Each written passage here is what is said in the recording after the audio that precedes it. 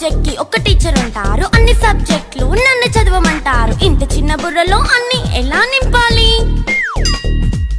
Class work, home work, fair notes అంటారు. Subject కి 3 books పెట్టి బ్యాగ్ నింపుతారు. ఇన్ఫాక్ట్ నా బరువు కన్నా నా బ్యాగ్ బరువే ఎక్కువ.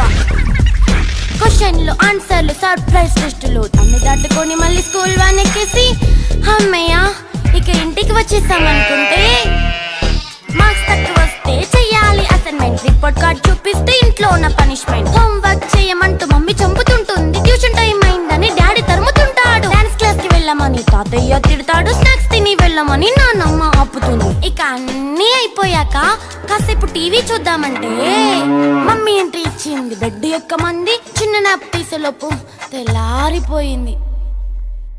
అయ్యో మళ్ళీ మొదలు ఈ స్కూల్ కష్టాలు.